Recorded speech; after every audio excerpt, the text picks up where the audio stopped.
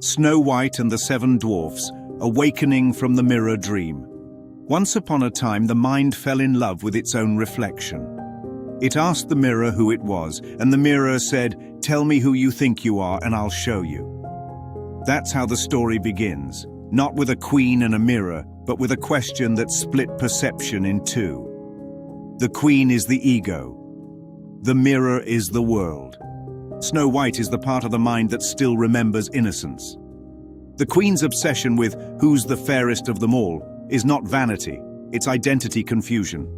She's terrified that something purer exists, because the ego can't stand what it didn't create. It wants to be both beautiful and in control, but the two can't coexist, so it poisons what it envies. The apple isn't about sin or disobedience. It's about the mind choosing judgment over knowledge, believing good and evil can coexist in truth. When Snow White bites the apple, she swallows perception itself. She eats the dream, and instantly the world goes dark. She falls into the sleep of form, the long dream of duality, where bodies move and die while the mind lies still. The Seven Dwarfs are the fragments of that sleeping mind. Each one is a frequency, a mood, a survival tactic inside the dream. Grumpy is judgment. Sleepy is indifference. Happy is false joy. Bashful is shame. Sneezy is reaction. Dopey is denial. And Doc is control. They mine illusion for meaning, searching for purpose in dust. They adore Snow White because she reminds them of peace, something they can feel but not awaken. They keep her safe but can't resurrect her. That's the entire ecosystem. Caretakers of the body, guardians of sleep, managing death with affection. The glass coffin isn't a symbol of beauty. It's a symbol of preservation, perception polished to look eternal. It's transparent so you can see what you've lost but can't reach it. That's what the world is, a coffin made of light, a dream so pretty we forget to wake up. And then comes the prince, the part of the mind that never forgot. He doesn't ride in from elsewhere. He rises from within. He is remembrance itself, the Holy Spirit in symbolic form. His kiss isn't romantic. It's forgiveness. It's the breath of awareness touching what the ego called dead.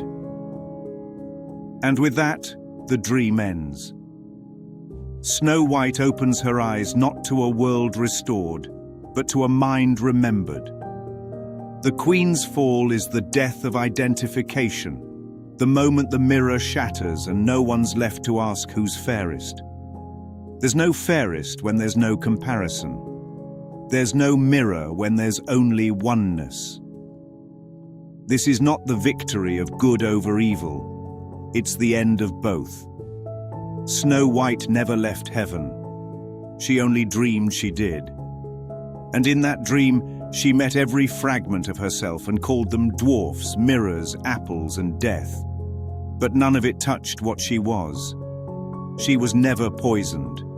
She was never asleep. She was only believing in reflection. And the moment she stopped believing, the whole forest dissolved back into light. The mirror and the mask. Closing the circle, the emperor showed the illusion of form. The frog prince exposed the bargain of guilt. Beauty and the Beast revealed conditional love as the cage of the ego. Goldilocks showed the trap of just right, the counterfeit of comfort.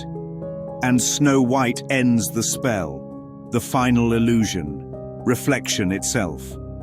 5 mirrors, 5 disguises, 1 awakening.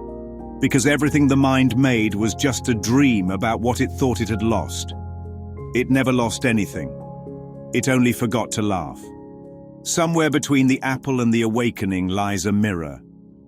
In it stands a queen who believes in beauty and a child who never stopped being it. One is doomed to chase reflection, the other is destined to dissolve it.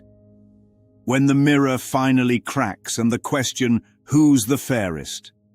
fades into silence, What remains is not a face, not a body, but the one light behind them both. And that, ladies and gentlemen, is the end of the fairy tale, and the beginning of remembering.